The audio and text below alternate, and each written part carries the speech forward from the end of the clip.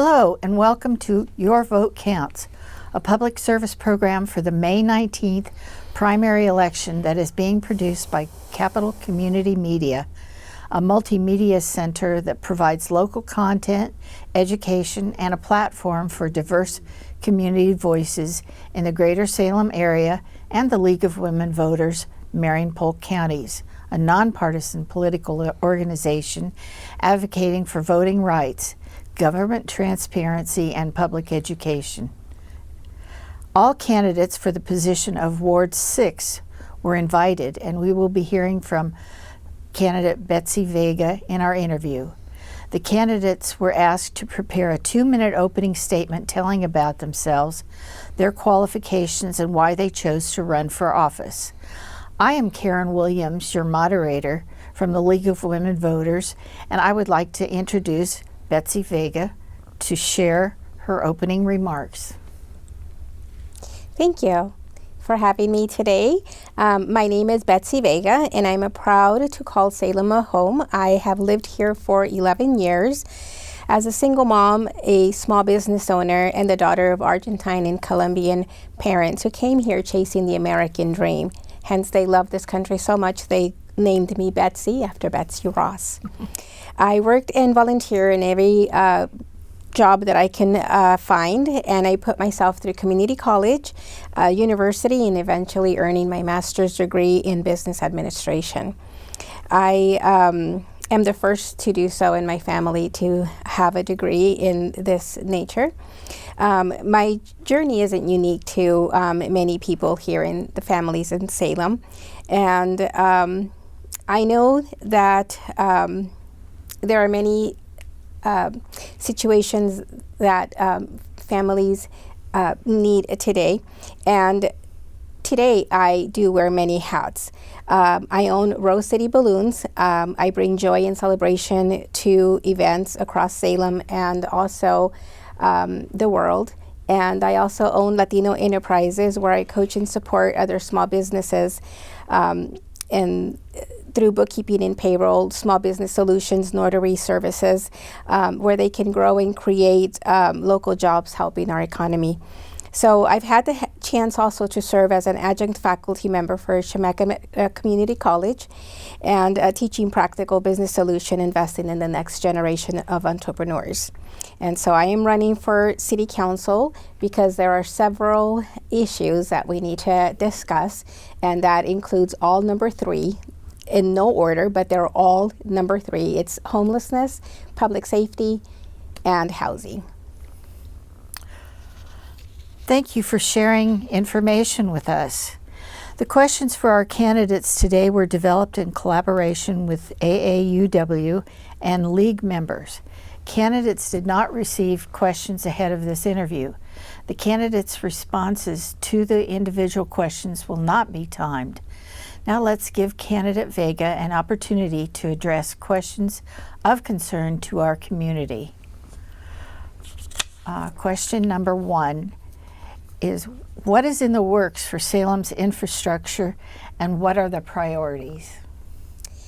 The priorities are definitely homelessness, public safety, and housing. Those are the 3 main that were surveyed in various entities, and definitely those are the 3 priorities that keep coming back. I mean, there are others as well, but those are definitely the 3 ones that we want to focus on. Okay.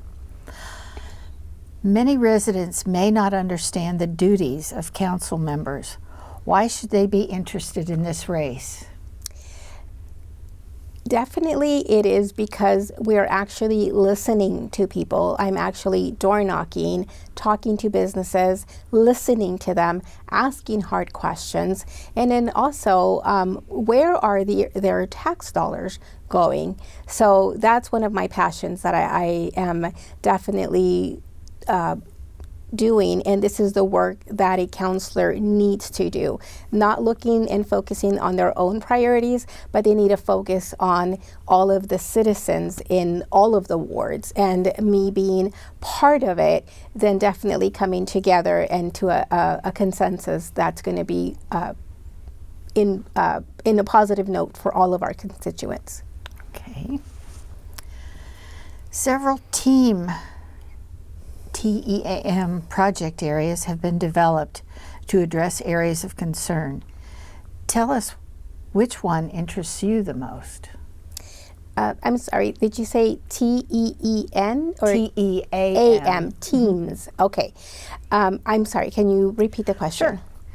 Several TEAM project areas have been developed to address areas of concern.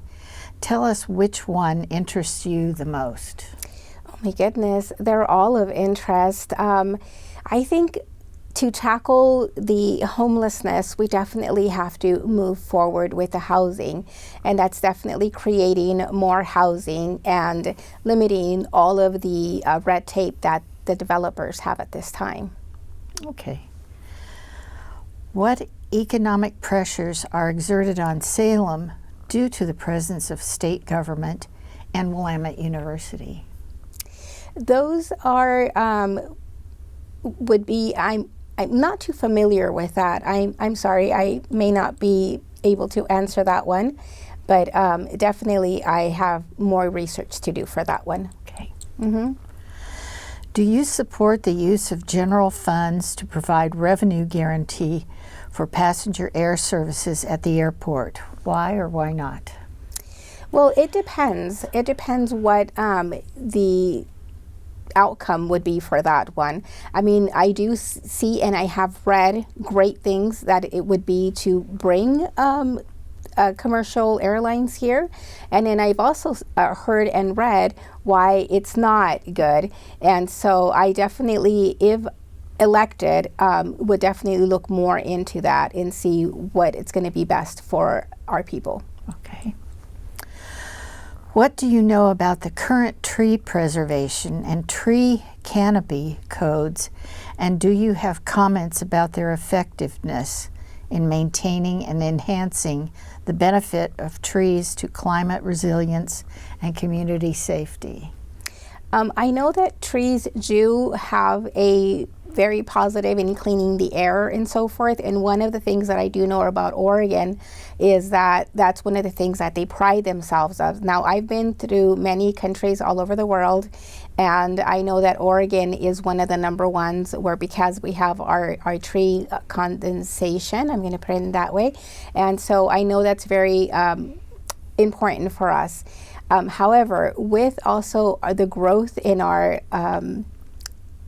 city, in our neighbors, I definitely have to read more on that and to be able to see where the city is going in that direction. Okay. Do you support providing financial incentives to encourage more home building, and if so, under what conditions? Yes, I definitely am in support of creating more housing for individuals and also for families, especially for families. I know that several people have gotten creative in becoming roommates and things like that. But that's something that I would definitely do in helping families find a home. And they can call Salem their home. Now that I've been door knocking, there have been people saying that they want to move out of Salem, that the situation has happened so much that they don't feel safe anymore. Taxes have been up for them. Affordable housing has not been something that they can do. And so with the funding, that would definitely help gap some of those situations where families don't have to leave Salem, but rather they want to stay in Salem. And working together with our community partners, that's definitely something that we can do to, I'm going to put it this way, save Salem and make our city better. Make our city where people want to stay here, not leave with their families to another state. And definitely I want to say this. I want to share my personal story here. So being in different places and all over the world, I lived in the desert area. So I graduated from the University of Arizona in Tucson, Arizona. And so when I was there, it was just hot. I was miserable. I mean, I loved it, but I was like, oh my God, this is just something that, you know, it's just hot. And then I was hired to help create the patient navigation program for the cancer center at Nevada Cancer Institute. And so there, it was like the weather was really hot as well. And so when we had the opportunity to move here, or to visit actually Oregon, I was like, how come no one ever told me about Oregon, you know? And then being here in Salem, I love that it's not like that big city feeling like Los Angeles or like, you know, downtown Miami, things like that. And so in being that, it's more like a country feel, but yet it's a nice city, you know? So that's why I'm like, you know what? This is where I'm creating my roots. This is what I want to do. And when we first moved here, it was because my youngest was in band. And I was a band mom. And so then, of course, you build friendship, you build camaraderie. And when she graduated, then we moved in more into the city because I'll be honest, I did not like crossing that bridge every morning or in the afternoon because it gets pretty congested. But after that, I'm like, okay, this is great. I love it here. My daughter lives in Forest Grove, and I visit her and I visit my grandkids. And so I think this is a great this is just a great life right now for me. We have one last question. What makes Ward 6 stand out from other wards? Ward 6 stands out because we're, I'm going to say, like the second downtown of Salem. I'm going to put it this way because we have Lancaster, and Lancaster reminds me of the Strip in Las Vegas. You don't go to the Strip unless you have to, because that's where all the businesses are at. And in Lancaster, we definitely have that Strip from Portland Road all the way down to the Highway 22.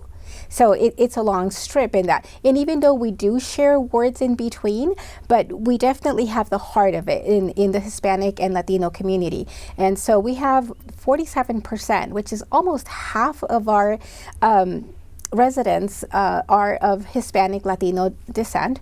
And so this makes it very unique because it's very flavorful, and a lot of Latinos here in this section. And then also we have the grocery stores, we have the mall, we have all these. It's like the Strip, like I mentioned. You know, we have a lot of businesses as well, and we have a party store, and we have florists, and so many other businesses within that strip. And so that with that being said, we also have the public school, the private school, not the public. we do with McKay, but then there's also the Blanchette private school, and so that makes it great in this area. Okay, well, we now invite you to share your closing remarks.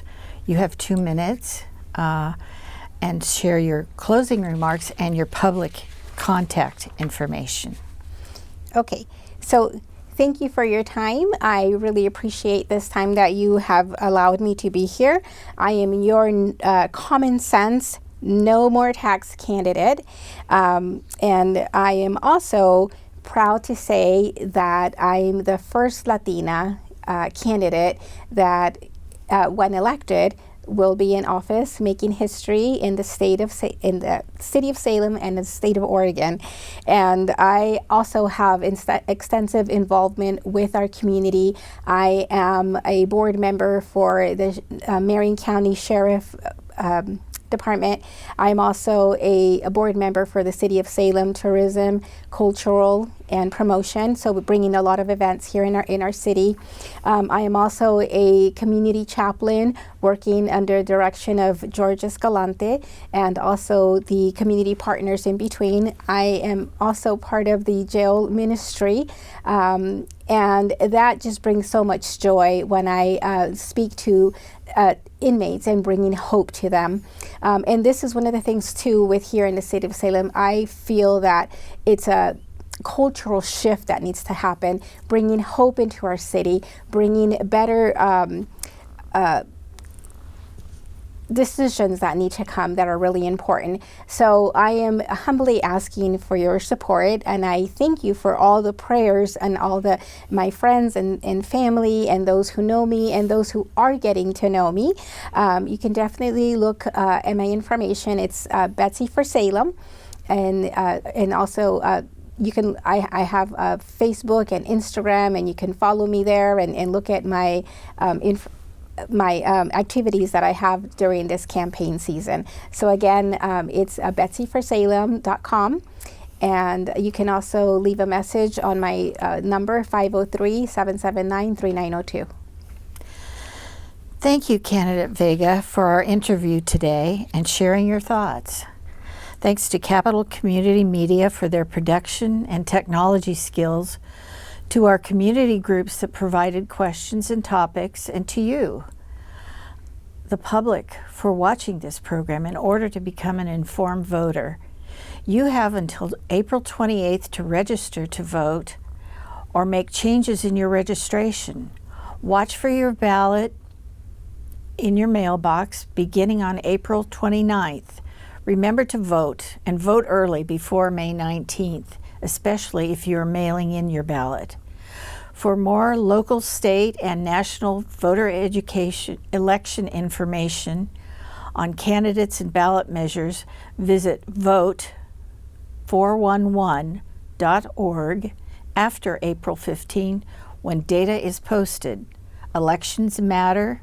Remember to vote, because your vote counts.